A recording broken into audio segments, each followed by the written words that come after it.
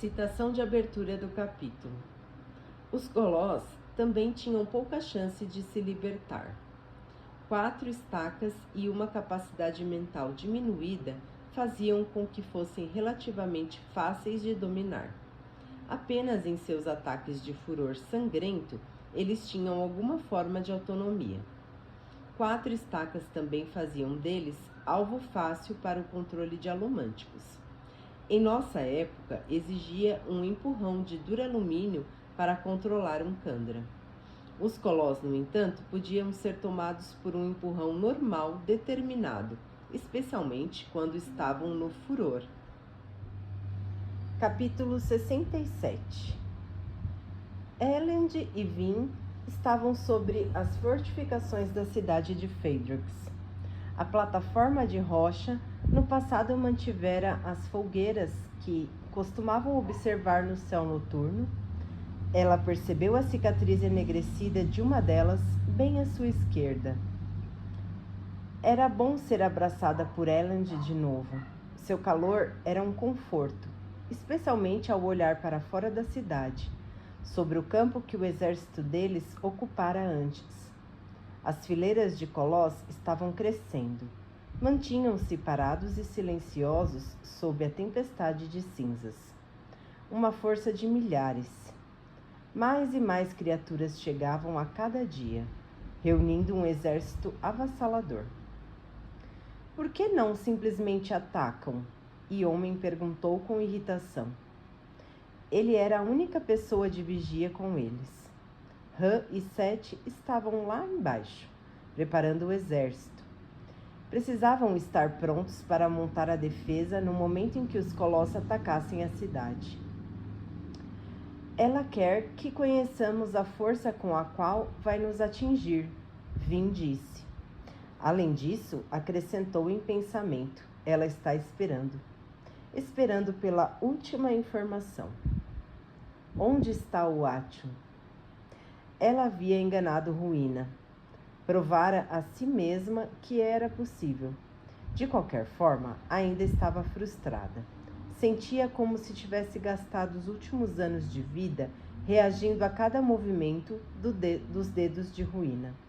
Cada vez que pensara estar sendo esperta, sábia ou abnegada, descobria que simplesmente estava atendendo ao desejo de Ruína o tempo todo. Aquilo a deixava furiosa. Mas o que poderia fazer? Preciso fazer Ruína abrir o jogo, ela pensou. Fazê-lo agir, se expor. Por um breve momento, na sala do trono de Iomen, Vin sentir algo incrível. Com o estranho poder que ganhara das brumas, ela tocara a mente do próprio Ruína através de Marsh e vira algo lá dentro. Medo. Ela se lembrava dele, distinto e puro. Naquele momento, Ruína estava com medo dela, e por isso Marsh fugira. De alguma forma, ela tinha extraído o poder das brumas e o usado para executar a alomancia de força inigualável. Havia feito isso antes, ao combater o Senhor Soberano em seu palácio. Por que conseguia retirar aquele poder em momentos aleatórios e imprevisíveis? Ela quisera usá-lo contra Zane, sem sucesso. Tentara dezenas de vezes durante os últimos dias, assim como tentara durante os dias que se seguiram à morte do Senhor Soberano. Nunca fora capaz de acessar nenhum traço daquela força. Um som rugiu com a força de um trovão. Um terremoto gigantesco e esmagador sacudiu a terra. As plataformas de pedra ao redor de Phaedrux se romperam, algumas delas indo ao chão. Vin permaneceu em pé, mas apenas com a ajuda de Peltre, e quase não conseguiu agarrar Iomen pelo colarinho de sua túnica de obrigador, quando ele tombou, prestes a cair da plataforma. Elend agarrou o braço de Vin, equilibrando-a quando o terremoto repentino chacoalhou a terra. Dentro das muralhas, na cidade atrás deles, vários prédios desmoronaram. Em seguida, tudo ficou em silêncio. Vin ofegava, a testa coberta de suor. a túnica de homem enrolada nas mãos. Ela olhou para Elend. Esse foi pior do que os anteriores, ele disse praguejando em voz baixa. Estamos condenados, e o homem concluiu em um sussurro, esforçando-se para ficar em pé. Se as coisas que vocês dizem forem verdade, não só o Senhor soberano está morto, mas a coisa que ele passou a vida combatendo, agora veio para destruir o mundo. Sobrevivemos até aqui, Elend respondeu com firmeza. Vamos conseguir. Terremotos podem nos ferir, mas ferem os colossos também. Olhe e verá que alguns deles foram esmagados pelas rochas que tombaram. Se as coisas ficarem difíceis aqui, podemos nos abrigar na caverna. E ela aguentará terremotos como este? E homem perguntou. Melhor do que nos prédios aqui em cima. Nada aqui foi construído para suportar terremotos, mas se conheço bem o Senhor soberano, ele previu os tremores e escolheu cavernas que fossem sólidas e capazes de aguentá-los. E o homem não parecia encontrar muito consolo naquelas palavras, mas Vin sorriu. Não pelo que Elend havia dito, mas pelo jeito como dissera. Algo nele havia mudado. Parecia confiante de uma maneira que nunca fora antes. Tinha um pouco do mesmo ar idealista que ostentava quando era um jovem na corte, e ao mesmo tempo a solidez do homem que liderara seu povo em guerra. Ele, enfim, havia encontrado o equilíbrio, e por mais estranho que parecesse, tinha vindo da decisão de bater em retirada. Mas ele tem razão numa coisa, Vin, Elend disse em um tom mais suave. Precisamos pensar em nosso próximo passo. Ruína, obviamente, pretende nos derrotar aqui, mas ele foi afastado, ao menos por um tempo. E agora? Temos de enganá-lo, ela pensou. Talvez usar a mesma estratégia que homem usou comigo? Ela ficou em silêncio, considerando a ideia. Ergueu a mão, mexendo no brinco. Havia se entortado depois da viagem através da cabeça de Marsh. Claro, mas fora simplesmente questão de pedir a um ferreiro que o desentortasse. A primeira vez que ela se encontrara com o homem no cativeiro, ele lhe devolvera o brinco. Parecera um gesto estranho dar um metal a uma alomântica. Ainda assim, em um ambiente controlado, fora muito inteligente. Ele havia sido assim capaz de testá-la, ver se tinha metais escondidos. Ao mesmo tempo em que ele próprio podia queimar Atium para se proteger. Mais tarde, ele fora capaz de fazer com que ela abrisse o jogo, atacasse e lhe mostrasse o que estava planejando para que ele pudesse neutralizá-la em uma situação em que estava no comando. Teria ela como fazer o mesmo com Ruína? Aquele pensamento misturou-se a outro. Em ambas as situações em que as brumas a ajudaram, o momento era de puro desespero. Era como se elas reagissem a uma necessidade. Então, haveria uma maneira de se colocar em uma situação em que sua necessidade fosse ainda maior que antes? Havia uma esperança ínfima, mas junto com o desejo de forçar Ruína a abrir o jogo, ela formou um plano na cabeça. Colocar-se em perigo, fazer Ruína trazer seus inquisidores, colocar-se em uma situação em que as brumas teriam de ajudá-la. Se não funcionasse, talvez ela pudesse fazer Ruína abrir o jogo, ou desarmar quaisquer armadilhas escondidas que ele tivesse à espera de vir. Era incrivelmente arriscado, mas Vin sentia que não tinha muito tempo. Ruína venceria muito em breve, a menos que ela fizesse alguma coisa. E isso era tudo o que podia pensar em fazer. Mas como ela poderia fazer tudo acontecer sem explicar a Elend? Não poderia falar do plano sem revelar a Ruína o que pretendia. Ela olhou para Elend, um homem que parecia conhecer melhor que a si mesma. Ele não havia precisado lhe dizer que tinha se reconciliado com suas duas metades.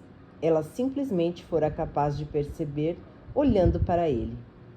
Com uma pessoa assim, ela realmente precisava contar seus planos? Talvez. Elend, acho que há apenas uma maneira de salvar esta cidade. Que é? Ele perguntou lentamente. Eu preciso ir buscar aquilo. Elend franziu o senho e abriu a boca. Ela olhou fundo nos olhos dele, torcendo. Ele hesitou. O Atium? Perguntou. Vin sorriu. Sim, Ruína sabe que o temos. Vai descobri-lo, mesmo se não o usarmos.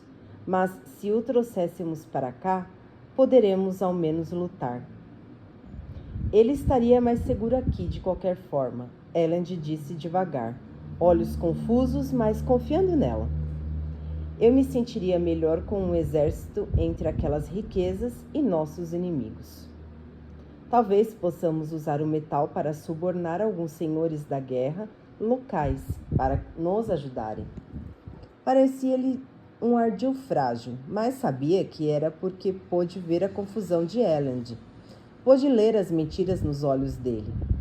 Ela o entendia, como ele a entendia. Era uma compreensão vinda do amor. E ela suspeitava que isso era algo que Ruína nunca seria capaz de entender. Preciso ir então, ela disse, abraçando-o forte e fechando os olhos. Eu sei. Ela o manteve bem perto por mais alguns momentos, sentindo as cinzas caírem ao seu redor, soprando contra a pele e o rosto, sentindo o coração de Elend bater sob o ouvido. Ela se impertigou e o beijou. Por fim, afastou-se e verificou seus metais. Olhou nos olhos de Elend, que assentiu, e saltou para dentro da cidade para reunir algumas ferraduras. Alguns momentos depois, ela estava pairando no ar cheio de cinzas na direção de Lutadel.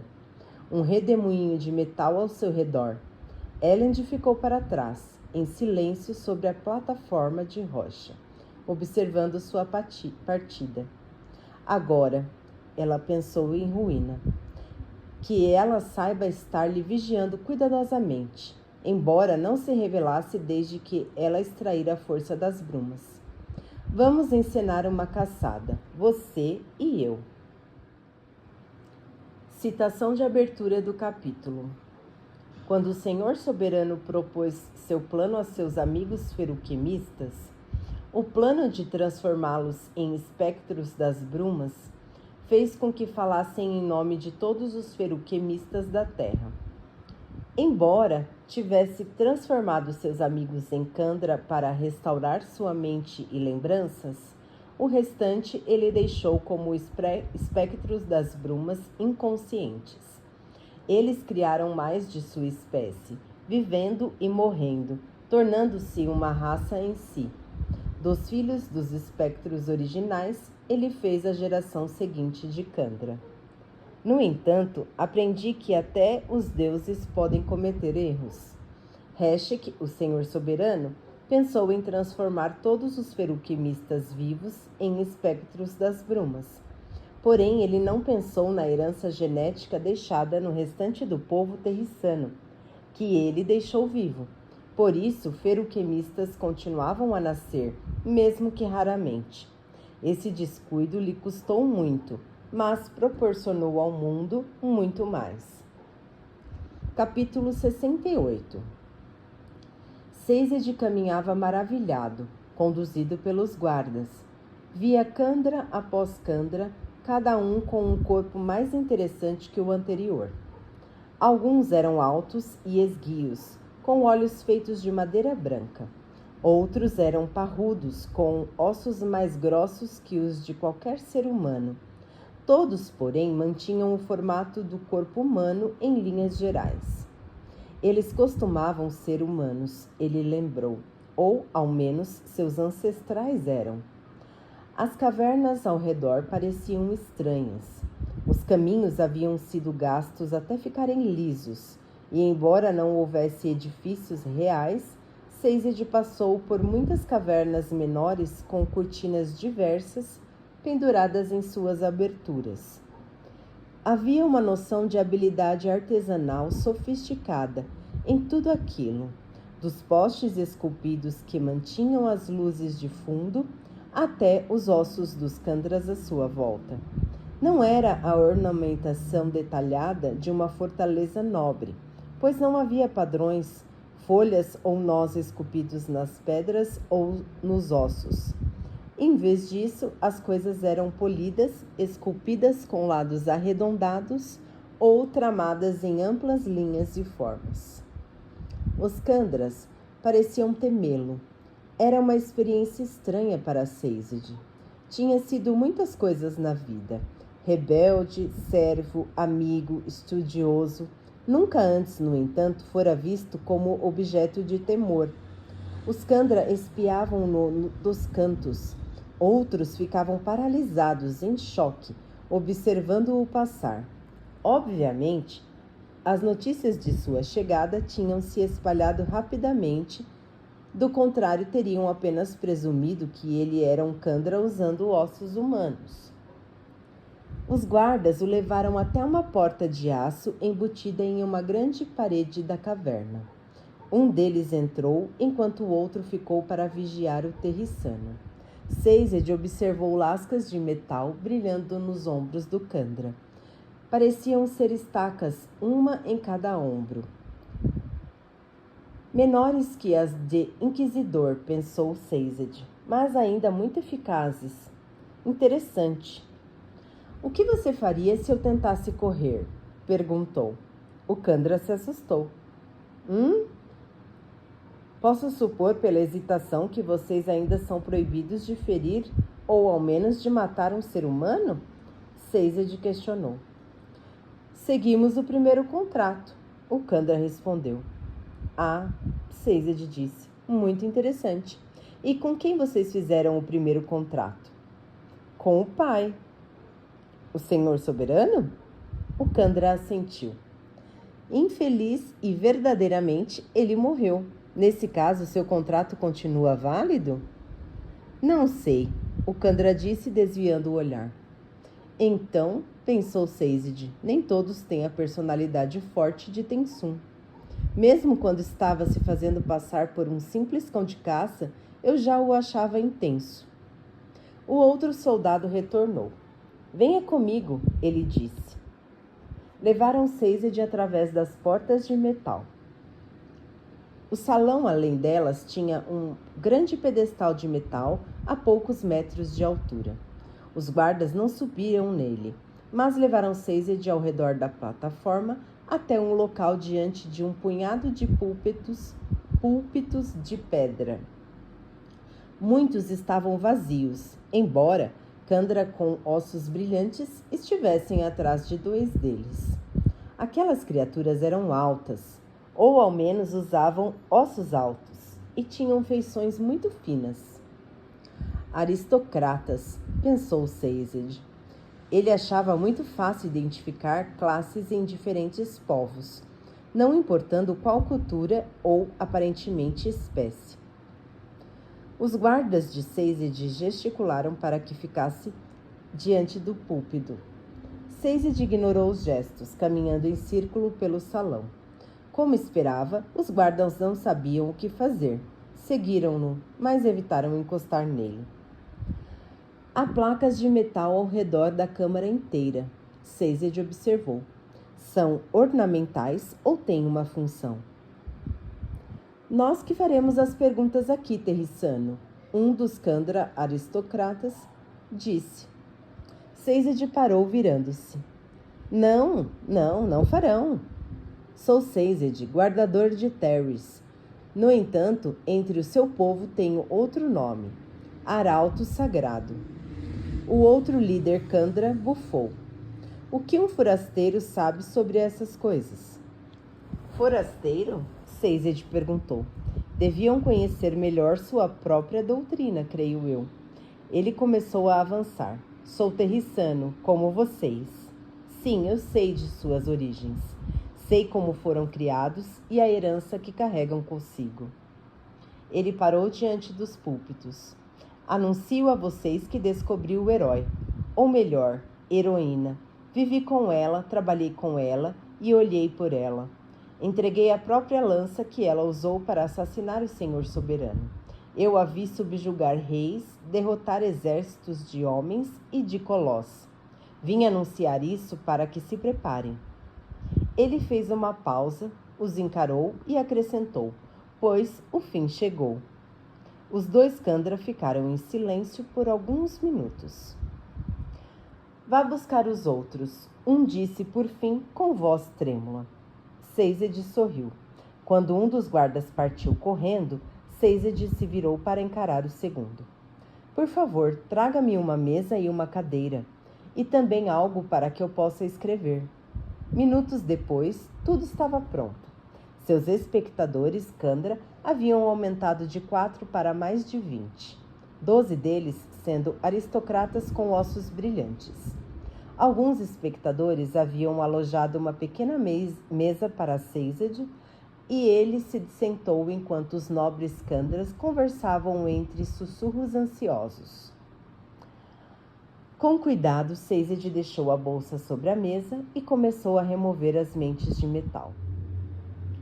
Pequenos anéis, brincos menores e braceletes volumosos logo estavam alinhados sobre a mesa. Ele dobrou as mangas da túnica e prendeu as mentes de cobre. 2 grandes braceletes no braço e 2 nos antebraços. Por fim, retirou o livro da bolsa e o pousou na mesa. Alguns Candras se aproximavam com placas finas de metal. Sazed observou com curiosidade quando as entregaram a ele, junto com o que parecia uma pena de aço que podia fazer entalhes em metal, suave de escrita. Os criados Candras se curvaram e se retiraram. Excelente, pensou Sazed, pegando a pena de metal e pigarreando. Os líderes se viraram para ele. Suponho que vocês sejam a primeira geração, correto? Somos a segunda geração, Terrissano, um dos Candra respondeu. Bem, peço desculpas por tomar seu tempo. Onde posso encontrar seus superiores? O líder Candra bufou. Não ache que nos dominou apenas por ter sido capaz de nos reunir. Não vejo motivo pelo qual você precise falar com a primeira geração, mesmo que possa blasfemar com tanta precisão. Sazed ergueu uma sobrancelha. Blasfemar? Você não é o arauto, o Candra disse. Este não é o fim. Já viram as cinzas lá em cima? Sazed perguntou. Ou elas pararam na entrada do complexo de cavernas, de forma tão sólida que ninguém é capaz de escapar para ver o que o mundo está se desfazendo? Já vivemos muito tempo, Terrissano, outro Candra disse. Vimos períodos em que as cinzas caíram mais copiosamente que em outros. Ah, é? E vocês talvez tenham visto o Senhor Soberano morrer antes também? Alguns Candras ficaram desconfortáveis com essas palavras, embora aquele que os liderava somente balançasse a cabeça. Tensum o enviou? Sim, Sazed admitiu. Você não pode apresentar argumentos diferentes dos dele, o Candra disse, porque ele acreditou que você, um estrangeiro, poderia nos persuadir se ele não conseguiu. Talvez porque ele tenha entendido algo sobre mim, Sazed respondeu, tocando o livro com a pena. Vocês têm familiaridade com os costumes dos guardadores, Candra? Meu nome é Campar.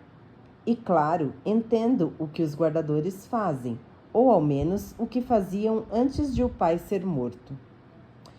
Então, talvez saibam que cada guardador tem uma área de especialidade. A intenção era que, quando o Senhor Soberano finalmente caísse, fôssemos divididos em especialistas que poderiam transmitir conhecimento ao povo. Sim, Campar disse. Muito bem. Sazed falou, esfregando os dedos sobre o livro. Minha especialidade era a religião. Sabe quantas religiões havia antes da ascensão do Senhor Soberano? Não sei. Centenas? Registramos 563, embora inclua seitas da mesma religião. Em uma contagem mais estrita, há cerca de 300. E daí? Campar questionou. Sabe quantas dessas sobreviveram até os dias de hoje? Nenhuma? Uma, Sazed disse, erguendo o dedo indicador. A sua. A religião terrissana. Vocês acreditam ser coincidência que a religião que vocês seguem não só ainda exista, como também preveja exatamente a chegada deste dia? Campar bufou de novo. Você não diz nenhuma novidade. Então minha religião é real, enquanto as outras eram mentiras. O que isso explica? Que vocês deveriam ouvir. Talvez os membros de sua fé que lhe trazem notícias. Sazed começou a folhear o livro.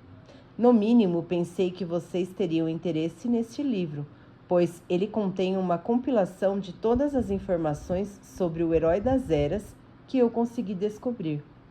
Como pouco sabia sobre a verdadeira religião de Terris, tive de extrair minhas informações de relatos de segunda mão, de contos e histórias e de textos escritos durante o período intermediário.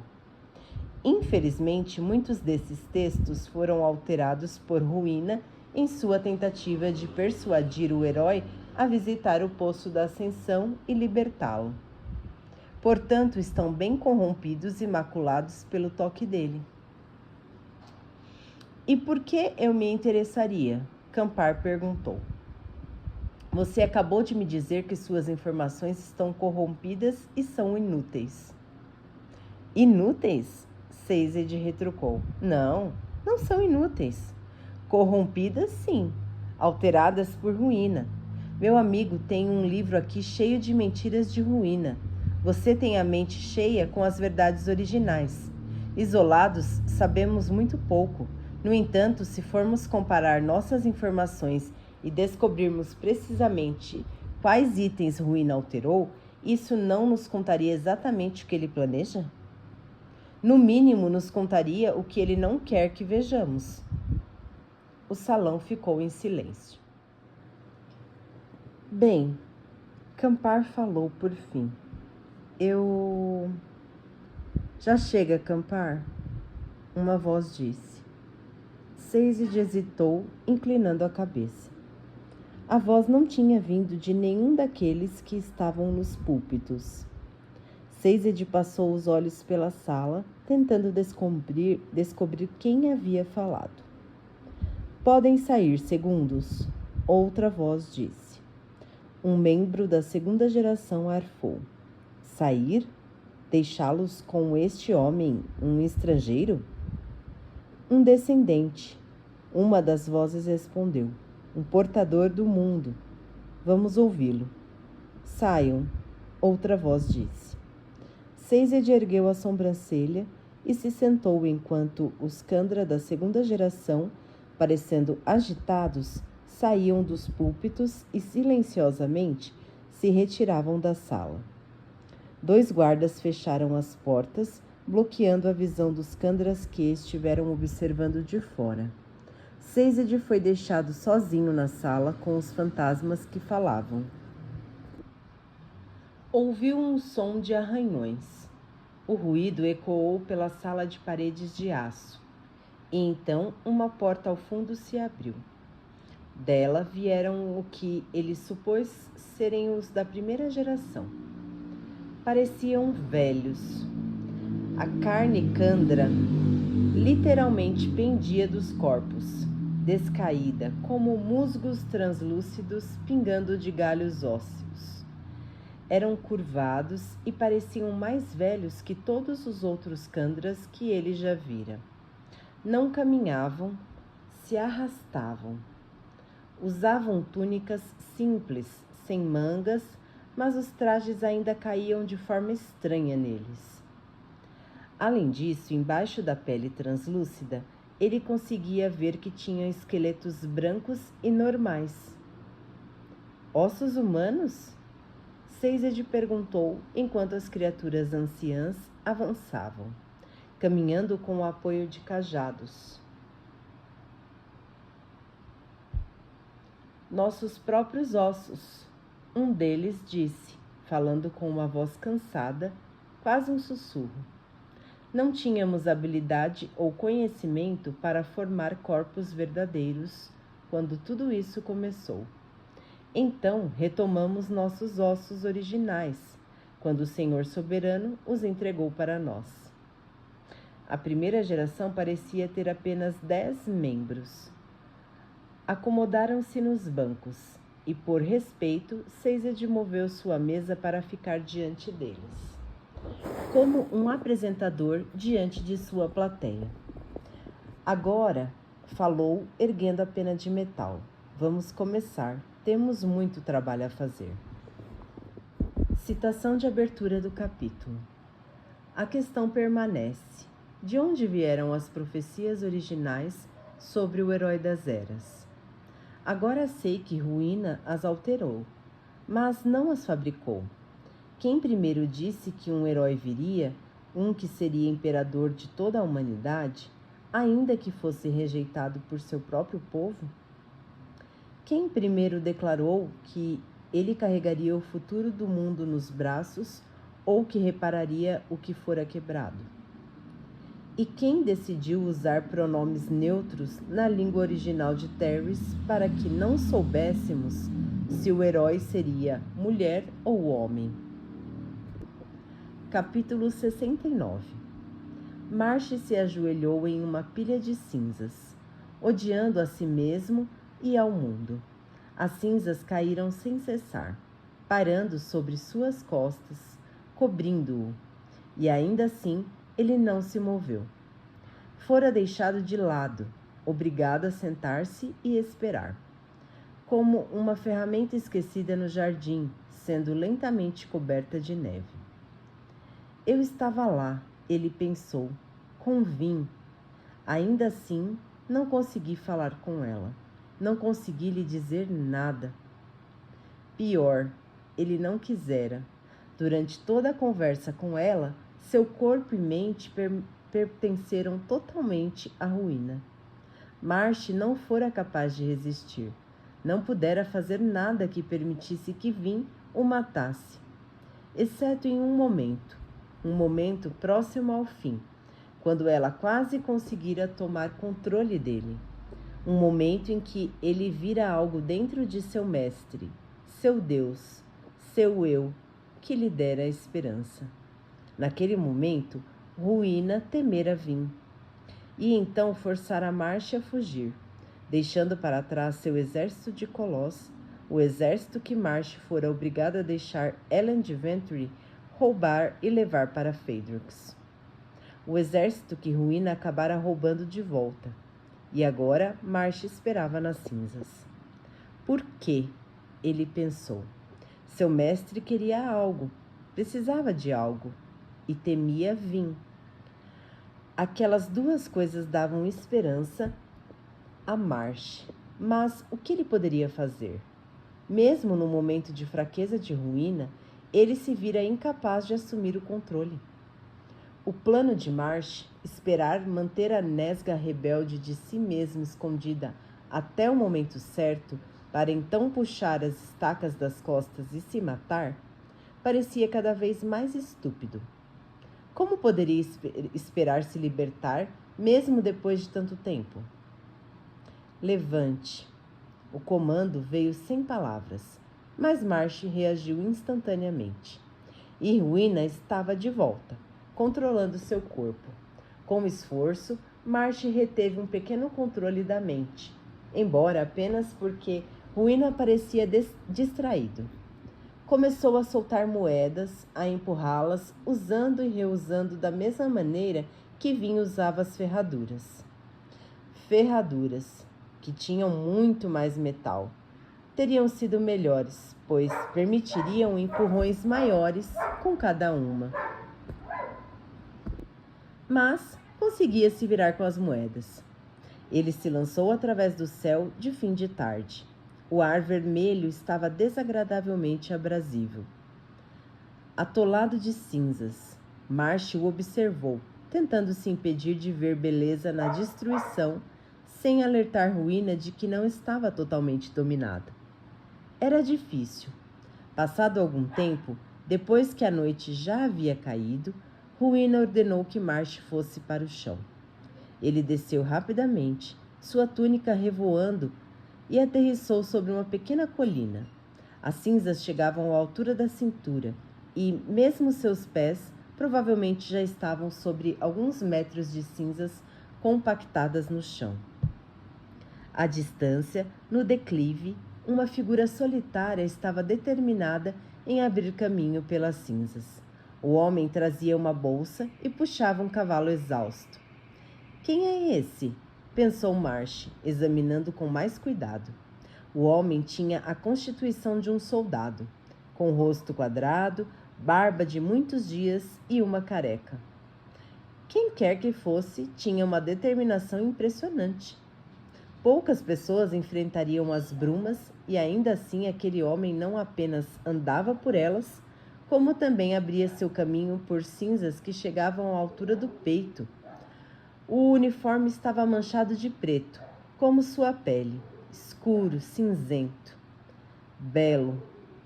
Marsh se lançou do topo da colina, atravessando as brumas e as cinzas com um empurrão de aço. O homem lá embaixo devia tê-lo ouvido se aproximar, pois girou, pegando a espada com nervosismo. Marsh aterrissou sobre as costas do cavalo. A criatura berrou e se inclinou para trás. O inquisidor saltou, encaixando um pé no rosto do animal, dando uma cambalhota sobre ele e aterrissando nas brumas. O soldado havia aberto um caminho bem adiante, e Marsh se sentiu olhando para um corredor estreito e preto. O homem desembainhou a espada. O cavalo relinchou nervosamente, batendo os cascos nas cinzas. Marsh sorriu e puxou um machado de obsidiana da bainha lateral. O soldado se afastou, tentando abrir espaço nas cinzas para lutar. Marsh viu a preocupação nos olhos do homem, a ansiedade aterrorizada. O cavalo relinchou novamente. Marsh girou e cortou as pernas dianteiras do animal, fazendo-o berrar de dor. Atrás dele, o soldado se moveu e, surpreendentemente, em vez de correr, ele atacou. O homem bateu a espada nas costas de Marsh, atingindo uma estaca e se desviando para o lado, mas ainda o empalou. Marsh se virou sorrindo e acionou sua cura para se manter em pé. O homem continuou a se mover, estendendo o braço para as costas de Marsh, obviamente com a intenção de tentar puxar a estaca dali. O inquisidor queimou o peltre, contudo, e saiu do caminho com um giro, arrancando a arma do soldado. Devia ter deixado que agarrasse a estaca. A parte livre disse, relutando, ainda que de forma inútil. Marsh golpeou na direção da cabeça do homem, querendo arrancá-la com uma machadada, mas o soldado rolou nas cinzas, puxando uma adaga da bota e tentando golpear e cortar a perna do inquisidor. Um movimento inteligente que teria deixado Marsh no chão, com ou sem poder curativo. No entanto, Marsh acionou sua velocidade. De repente estava se movendo várias vezes mais rápido do que uma pessoa normal e se esquivou com facilidade do corte, encaixando um chute no peito do soldado. O homem grunhiu quando suas costelas estalaram. Ele foi ao chão, rolando e tossindo com sangue nos lábios. Então parou, coberto de cinzas. Fraco, levou a mão ao bolso. Outra adaga? Pensou Marsh. No entanto, o homem puxou uma chapa dobrada. Metal? Marsh teve um desejo repentino e dominante de agarrar a chapa de metal. O soldado lutou para esmagar a chapa fina, destruir seu conteúdo, mas Marsh gritou e desceu o machado, cortando o braço do homem. O machado se ergueu de novo e, dessa vez, decapitou o soldado. Porém, ele não parou, a fúria sangrenta levando-o a acertar o machado no cadáver várias vezes. No fundo da mente, conseguia sentir Ruína regozijando-se com a morte, ainda que pudesse também sentir a frustração que ecoava dele. Ruína tentou afastá-lo do assassinato, fazer com que pegasse a chapa de metal. Mas, durante a sede de sangue, Marsh não podia ser controlado, como um colosso. Não podia ser controlado. Ele ficou paralisado e Ruína reassumiu o controle. Marsh sacudiu a cabeça, o sangue do homem escorrendo em seu rosto, pingando do queixo. Ele se virou e olhou para o cavalo agonizante, que berrava na noite silenciosa. Marsh cambaleou e pegou o braço cortado, puxando a chapa de metal que o soldado tentara destruir com suas últimas forças. Leia! As palavras soaram diferente na mente de Marsh. Raramente Ruína se dignava falar com ele. Quase sempre o usava apenas como sua marionete. Leia em voz alta. Marsh franziu a testa, desdobrando com cuidado a carta, tentando ganhar tempo para pensar. Por que Ruína precisaria que ele lesse? A menos que Ruína não pudesse ler. Mas não fazia sentido. A criatura podia mudar as palavras nos livros. Ele podia ler. Então seria o metal que o impedia? Ele desdobrara a aba de metal. Havia de fato palavras talhadas na superfície interna. Marsh tentou resistir à leitura. Na verdade, ele ansiava em agarrar o machado onde havia caído, pingando sangue nas cinzas, e usá-lo para se matar. Mas não conseguia. Não tinha nem liberdade o bastante para soltar a carta. Ruína empurrava e puxava, manipulando as emoções de Marsh, deixando-o de forma que... Sim, porque ele se importaria em discordar. Por que discutir com seu Deus? Seu Senhor, seu eu. Marsh ergueu a carta, avivando estanho para enxergar melhor seu conteúdo na escuridão. Vim. Ele leu. Minha mente está confusa. Parte de mim se pergunta o que é real. Ainda assim, uma coisa parece me pressionar cada vez mais. Preciso contar uma coisa. Não sei se importa, mas preciso dizê-la de qualquer forma. A coisa que combatemos é real. Eu a vi. Tentou me destruir e tentou acabar com o povo de Urtô. Ela me controlou através de um método que eu não esperava. Metal. Uma lasca de metal perfurando o meu corpo. Com isso, foi capaz de deturpar meus pensamentos. Não conseguiu me controlar por completo, como você controla os colossos, mas fez algo semelhante, creio eu. Talvez o pedaço de metal não fosse grande o bastante, sei lá. De qualquer forma, ela apareceu para mim na forma de Kelsier. Fez o mesmo com o rei daqui de Urtô. Ela é esperta, é sutil. Tenha cuidado, Vim. Não confie em ninguém perfurado por metal. Mesmo o menor pedaço pode machucar um homem. Pode macular um homem. Fantasma. Marsh, novamente controlado por Ruína, esmagou a chapa de metal até seus escritos ficarem ilegíveis. Em seguida, jogou-o nas cinzas e usou como âncora para empurrar-se através dos ares para a Lutadel.